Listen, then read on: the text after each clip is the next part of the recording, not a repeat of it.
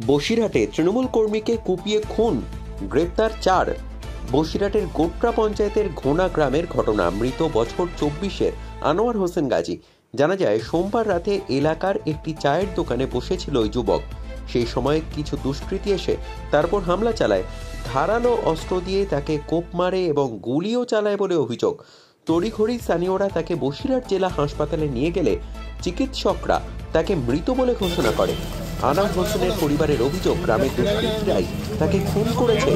মৃতের কাকা ফজল আলী গাজী বলেন, আনোয়ার হোসেন তৃণমূলের সক্রিয় কর্মী ছিলেন, তবে কি কারণে এই ঘটনা তা নিয়ে সন্দেহান তিনি।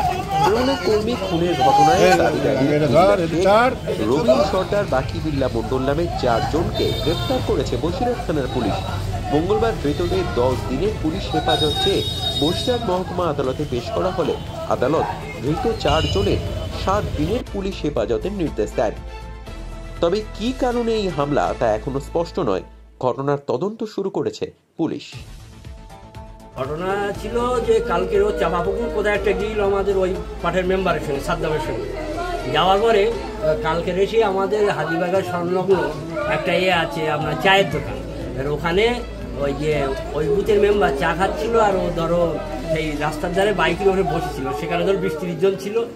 থাকার পরে শুনলাম তাকে কোপাইছে, গুলি করেছে, 3 রাউন্ড গুলিও করেছে। কি নাম? কি নাম হচ্ছে আনোয়ার হোসেন গাজী। আচ্ছা, কি করতো? ও টিএমসি করতো, সক্রিয় কর্মী। এমএলএর সঙ্গে অনেকদিন থেকেছে, এমএলএর এক যে বডিগার্ডের মতন ঘুরেছে।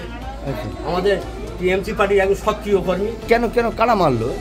এটা কারা মারলো, এই আমার এই প্রতিবেশীরাই মেরেছে। আচ্ছা, যা এই পর্যন্ত আমি শুনতে পাচ্ছি।